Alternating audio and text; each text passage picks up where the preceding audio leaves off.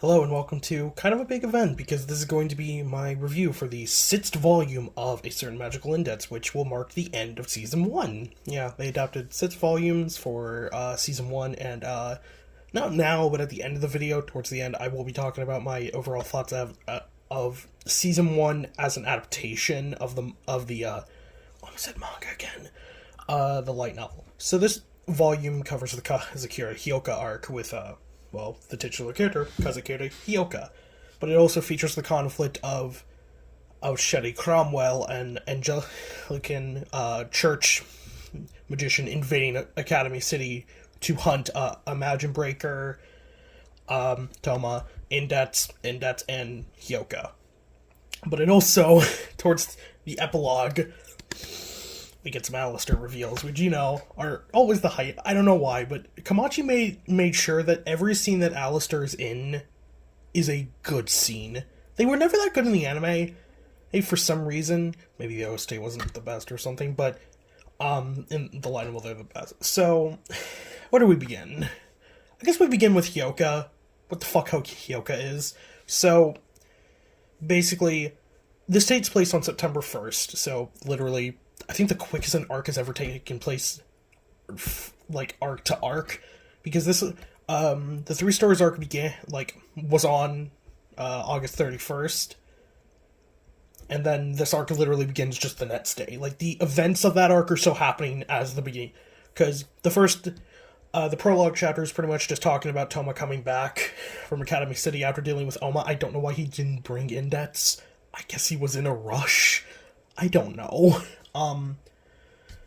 And, it's the start of the new semester, so he has to really rush his ass because he's going to school. But a bit of the prologue is also dedicated to Tsuchimikado, and I think Style is also in the prologue, but they don't say him by name, but there's another character in it. He's basically bringing up to Alistair, like, okay, listen, what the fuck are you? We have to be careful, because this intruder is not just a rogue mage, she's an Angelican mage. Shetty Cromwell. It's like, this is not a situation like with Aurelius or Yamisaka, where they could be thrown off as, like, rogue mages. No, these are... Sherry is a very important member of the church because she's a decoder. Basically, you know how every church pretty much has a giant, overly over-the-top painted mural? In the 2-hour world, since the church are magicians, those murals, every element of it is like a component for a magic spell, and it's just the more complicated. So it's like, basically, it's hiding in plain sight. It's a spell book in plain sight, and Sherry is one of the people who is an expert at decoding that, which makes a lot more sense why she uses a fucking... I thought it was a chalk. Like, in the anime, it's pretty much just like a white chalk, but in the light... Oh, it's more so just like... It's described as like a white pastel. It's a chalk. She uses chalk to fight. It's fucking hilarious. But yes, the first day of the new semester for Toma. So, transfer, the anime trope, he gets a transfer student.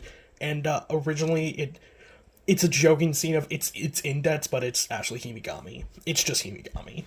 No, and Toma's like, oh, thank God, it's someone normal. And Himigami's like, I take offense to that. But the reason Index is at the school is because, food. I don't know. I don't really care for Index. This volume is very much... It's since the first volume, this is the most Index-focused volume. Because, a big part of this volume is kind of her relationship and friendship with Hyouka. I did not look at what the kanji of Hyouka means. I might put it in the description if I look into it, but it probably has some deeper meaning considering, authors love to do that shit, hide the true intentions of a character in their kanji. But as Index is trying to figure out this vending machine, a girl comes up to her, and it's Hyouka, a brown-haired girl with, like, glasses. Really, she also... There's a weird thing about Hyouka's design that I've never understood. Is like she has, like, really, like... She has, like, really, like, spiky hair. Like, I don't know. if you're familiar with the series Seven Deadly Sins, I think Durari, whose name is just literally ass in French. Okay, Nakaba. Her hair, like her original hairstyle, not after she cut it. She looked better with the long hair, just saying. She kind of looks like that, but brown, but she also has like this really long strand of like hair that's like just curved. It's weird. But her and Indet's kind of bond, and Tomoka finds them. We get some funny scenes, and we also get the first between the lines. This is something that I know other novels do a lot, and I think Kamachi starts doing it. But basically, it just cuts to another perspective. And in the anime, this is basically where we see Sherry's introduction, as we see her fight Kuroko and Misaka pretty briefly. There is one change with this scene that annoys the shit out of me. So I said, I think in the Love Upper video, that Misaka has this technique where she like gathers iron sand and then uses that as a sword. So it's like a vibrating. No, yeah, she uses it here against Sherry, but they just didn't animate it, because in the anime, when she summons like the little bit of her golem, Misaka just uses the railgun on her, and then she just vanishes. But in the anime, she does use the railgun, but she kind of like deflects its blows with the iron. I don't know what I'm gonna call that thing, because like it's also described as like it kind of works how like Raiden's sword works in Metal in Revengeance. You know, it's like no Sam's. Did it Raiden's original sword? I don't know. Fucking, you know, Sam's sword. How Sam's sword is so fucking sharp because it constantly like vibrates. That's why they would cut through metal like butter, essentially. It's kind of like, that's what it's working on, which, honestly, that makes Misaka so much more deadly, but, you know, what are weapons in a series like to our, so yeah. That, and she kind of escapes. We do get some Kuroko and, Misaka in this volume. This is also the volume where Misaka and Indetsu meet for the first time, so that's a funny interaction. I know Misaka, I think, permanently joins the main cast after New Testament, because I know there's a lot of cover pages with her, with both of them. But yeah. So, what do I get into next? We kind of just get into the meat of things. So, do I talk about Sherry or Hyouka? I'll talk about Hyouka, because she's more interesting. So, previously established in, I think, Volume 2 or 3, I forget which one, there was a concept introduced called one of the urban legends of Academy City, the Imaginary Numbers District 5 Elements Institution. And we kind of touch on that, because Hyouka is connected to it. Basically, you know, the rumor is that it's a place, but that's bullshit. I will get more into it in a second, but essentially, the Imaginary Number District is essentially a different dimension made of it is the AIM diffusion fields that all the Espers use, you know, their personal realities and all that kind of shit. And Hyouka is essentially made from, like, all the Esper abilities, so, you know, like, you know, Fire Espers can generate body heat, Electromasters is, like, the body pulse, you know, some is, like, the feeling of your skin, so it's just, like, Hyouka, in essence, is like, an artificial human. Honestly, when I was reading this, I didn't connect this in the anime, but if you've ever seen the Data Live movie, Mayuri Judgment, the titular character, Mayuri, in that film is basically a spirit made from the, like, spiritual energy of all the other spirits in the series. That's kind of what Hyouka is with all the Espers, but, you know, Hyouka can live way fucking longer, because instead of, like, I think it was 6 people at that point, or 7, I don't know. I had to remember the Yamai twins, kind of 2 fucking spirits sometimes, or 1, I don't know. She's just Komoe kind of describes her as, like, a physical phenomenon of Esper abilities, but it's pretty much just, it's an artificial human. That's the term we would probably use. Another character gets their introduction here. I think Yomikawa gets her introduction here. The other teacher we know of that. Also, I don't think I've ever touched on this in the videos, but yeah, Toma's high school is literally just called a certain high school. Okay, Takamachi. But yeah, it's kind of like, that's Hyouka's existence, and then we find out towards the end of the novel, due to Tsushima Mikado, the Imaginary Numbers District, if it's another realm, then Hyouka's an angel, and that's pretty much the purpose of Hyouka. this, I will touch on this far more in like volumes 14 and then the very end of the series, because weirdly enough, every season is kind of capped off with involvement from Hyouka. That's kind of funny how that works. Essentially, 10 years ago, this has always been a thing, that Hyouka has existed, but she's never had like a form. That wasn't until 10 years ago. And you might say that's a very, very specific time frame. Yeah, because that's when Toma came into Academy City. So yeah, we get the confirmation of like, when did Toma come to Academy City? So it was a decade ago. Oh. And essentially, I don't know exactly how this works, but Alistair basically uses Toma to like control Hase. I don't know how exactly this works. Like, it's never really explained in the book itself, in like the volume, but it's just kind of a way of like, yeah, it's confusing. This volume also establishes a lot of like magic and science properties, and kind of, it's kind of, this volume does beg the question. The science and magic sides are so much at conflict with one another, but they're so similar. It's like, are they really so different?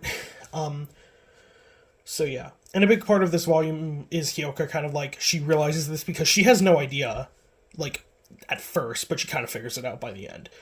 So, like, when Toma and her get cornered in an underground mall by Sherry, a bullet from Anti-Skill kind of, in the anime, I think it's Ellis, but in the light novel, it's a bullet that kind of ricochets off Ellis and then hits her in the head, and Toma sees, like, the inside of her head, and there's, like, this triangular prism, yeah, that's the shape, in her head just floating. And weirdly enough, this is also in the Railgun OP, the first Railgun OP, even though Hyouka has, like, no appearances at all in Railgun, like, the entire manga and anime.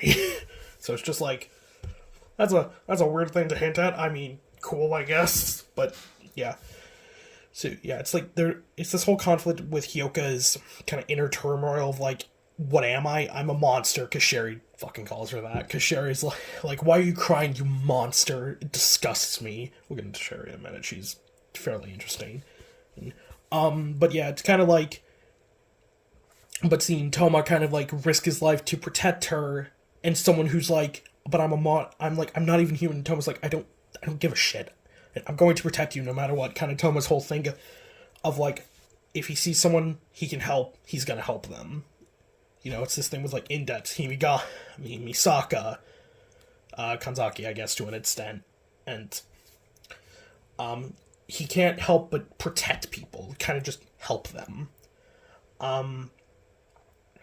So yeah, and Hyouka kind of determines herself to be like, I want to protect Indets, and she does protect Indets by the end, and, Toma has a nice line at the end of the book that's basically like, hey, you may be weird, like, I'm weird, Indets is weird, we're all weird.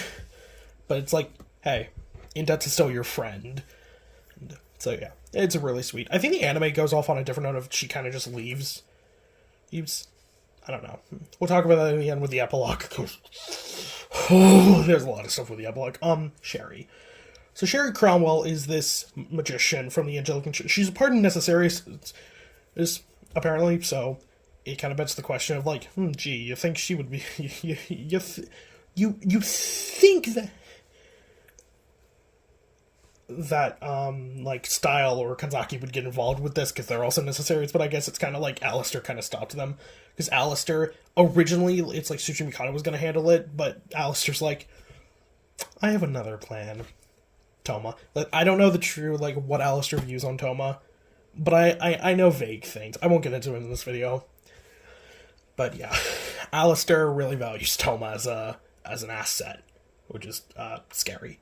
So Sherry is led into the city with her so Sherry's magic is essentially golems. She can manipulate a golem, and specifically her magic is earth related. So she can create a lot of earth-based things. But she has a golem, and she uses it and it's pretty much the toughest thing that I think Toma has ever fought, because, one hit from it, like, this thing is killing Anti-Skill.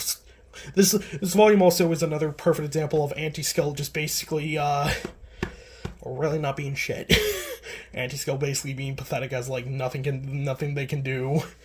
And this is one of the instances where I jokingly say to because my friend kind of watched 2 hours before me, so I a lot of my reactions to it he got to see, so every time Yumikawa was in over her head, I just went, she doesn't get paid enough for this. She gets paid for this and teaching. Yep, she's not getting paid nearly fucking enough for this bullshit. But Sherry kind of wants to take revenge on Academy City in a way, because 20 years ago, Academy City and the Angelican Church kind of formed an organization to try and figure out, like, can we have Espers use magic and magicians use Esper abilities? And it was shut down, and the Knights of the Angelican Church killed Sherry's best friend, who was an Esper. He sacrificed himself to save Sherry, and she forever kind of curses Academy City for that reason. And so she's kind of here to kind of take revenge. And it seems she kind of hates Toma, because she thinks, like, she kind of sees Toma and Indets as an inverse of this. But Toma kind of says, like, did it look like I was dragging Indets along? Yeah. There's a phrase that, like, Sherry's convictions are, like, as numerous as the stars, and I didn't know if that meant, like, she has strong convictions, or it's just she has so many priorities that it's just, like, it's just a thing of, like, she has so many convictions that none of them are strong, while Toma has one, and that's enough. And Toma does eventually beat her. And, that's pretty much there is some stuff with Sherry that is decently interesting, kind of like she's using her friend is, like, the name for her golem to kind of incite revenge and incite a war, which come next volume, we would be getting the very beginnings of the war. Because basically, from this point onward, it was basically just every other arc kind of just cemented that a war is coming between science and magic. It's just like it's basically like right here, Sherry was just like another like, basically you have this fire that's, the perpetual war, and it's decently lit at this point, and then Sherry in her invasion already lit it, just lights it even more. Is that all I wanted to get into? Okay. Alright, let's get into the fucking... Oh yeah, and we get Sherry's magic name, which is Intimus 115, which is my entire being for my lost friend. So yeah. Okay, let's get into the big thing. So the epilogue occurs. We have the usual Toma Hospital scene here. Komoe and Himigami chastise him. There's also another thing with Hyouka, where there was someone within Kiragaoka High School, or middle school, the school that Himigami was once a part of, that they were able to kind of detect Kazakiri a bit, and so they kind of theorized about her and just her existence as an ability kind of put her at the top, because Himigami kind of asked, like, who was that girl with you and Indets? And Toma just like, oh, Kazakiri Hyouka, and Himigami was like, are you sure about that? I swear I've heard that name before, but no one's ever seen her. So yeah, Himigami kind of warns her, and that's where we get the whole explanation of the physical phenomenon. So, the end. We get the scene with, like, Komoe and, did I say Tomoe? Komoe. And Himigami chastised Toma for, once again, getting himself injured in a fight. Stable. So, Tsuchimikado confronts Alistair, and he's like, okay, what the hell are you planning? Basically, Tsuchimikado is the reader of, like, okay, Alistair, what is your grand plan? And eventually, Tsuchimikado comes to the conclusion that the imaginary number district is an artificial heaven, and Hyouka is an artificial angel, and Alistair kind of says, what... You're kind of talking nonsense to me, since, words like heaven and angels mean nothing to me, and, Tsuchimikado says, that's rich coming from you. No one on this planet knows more about magic than you, Alistair Crowley, the magician. So, this is the reveal in both the anime and manga. I had to go check, because I did not remember if they revealed that he was a magician in the scene in the anime. By the way, funny thing, Tsuchimikado in the dub is voiced by a fucking Gray from Fairy Tail. I was like, I recognize that voice, and it was Gray. That's cool. Yeah, it's worth Simpson. This is the big reveal of, like, yeah, Alistair, the shock reveal. I imagine at the time, if, like, anyone was reading Toaru as, like, a light novel in Japan, this might have been a mindfuck to them. I can just imagine. And it is. I mean, who would have expected that? But you can kind of figure. It's like, also, there was one mention before this. Earlier in the novel, we do get a mention of Laura, the leader of I think not the leader of the church, but, you know, the leader of Necessarius, essentially. And in the anime, they show her, like, one of the like end credit scenes is like you see Laura. And I'm not gonna get into her, but I do know some vague spoilers about her. So, she's basically the Alistair of the magic side. She's a interesting woman. Oh boy, we'll get into her next soon, I guess, because I think she is going to be introduced in next volume. So yeah, and the scene kind of ends with Tsuchimi Kato kind of threatening Alistair in a way. It's like, if you plan to keep using Toma Kamijo, I have a warning for you, Alistair. If you keep using him like that, he'll shatter your illusions into nothing. And I don't think he says this out loud, but Alistair just comments to himself, the world I believed in has long since been destroyed. So, if you are unaware, Alistair Crowley in Toaru is based on the real world so-called magician Alistair Crowley. I have not done that much research into him, but he wrote a lot of kind of magic theory books, and one of them being Aeon of Horus, which, if you recognize that, yeah, that's apparently the name the YouTube channel gets his name from. So yeah, we get that reveal. If you knew about Alistair, there are some other stuff there, but that's spoilers for like I think like volume 17 or some shit. I don't want to get into that yet. So yeah, that's pretty much volume 6. And okay, now we talk about the anime. Okay, I'm gonna go by volume. So volume 1, I would say the adaptation of volume 1 is pretty good. Like, yeah, there are some stuff they leave out, but there's other stuff, like, I think they leave out the mention of Shokuho, which I didn't mention in my video, because I'm a fucking moron. Right? And after that point, I just write notes. Like, for this video, I stopped writing I wrote all of the other ones down on paper, so now I'm just switching to, like, Google Docs, because, God, it's so much fucking easier. So yeah, volume 1, I would say, is a pretty good adaptation. Volume 2 is slightly worse, because they leave out an entire chapter of the book, and, you know, I don't view it as that bad of a thing, because the end result is the same, and I mean, cutting out, like, one fight, I mean, it is good for Toma's character, because it establishes that, like, he is willing to hurt people, but he is not a killer. He will never kill someone. And so yeah. Volume 3, pretty much intact. I mean, it's the Sisters arc. They've adapted this goddamn arc so many goddamn times. I've seen this arc in like 4 different ways, so if we ever get, I swear to God, if the Accelerated manga did focus on this arc 5 times. Thankfully, they didn't. Because I think at that point they realized, yep, we've shown this arc too many times. Because it's like, 5 times. Yeah, they've shown it 5 times, now that I think about it, because the in-depth manga, the in-depth light novel, the in-depth anime, the Railgun anime, and the Railgun manga. So this arc has been adapted 4 times from the original light novel. Fucking hell. Volume 4 is where we get in trouble. Volume 4, like, they just cutting out, who knew cutting out an entire, like, villain character could fucking alter, it's like the result is the same, but, like, everything leading up to that is weird. So yeah, I would say the adaptation of the Angelfall arc is very, scuffed, but still fine. And, Volume 5, the only thing I would criticize it for is basically just moving it, which is fine.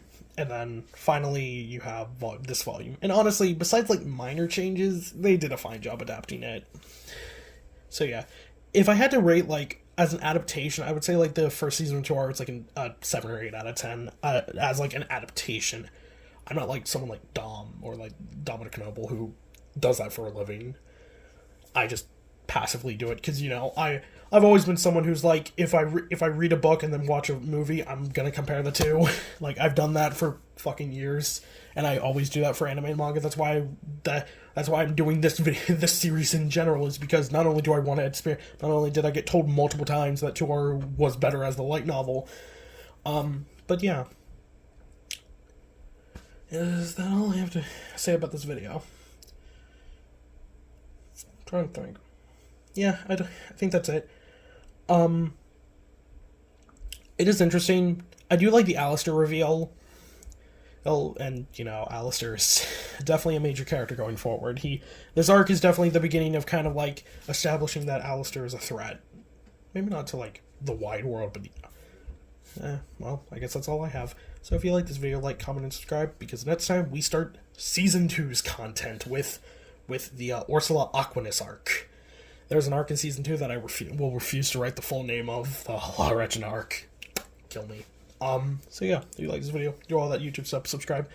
The Bid Spider video, got copyrighted, but, like, copyright claim, but God, it's doing so fucking well now. I'm so happy for that. So, yeah, like this video and view it as well. Well, no, this will be Neo.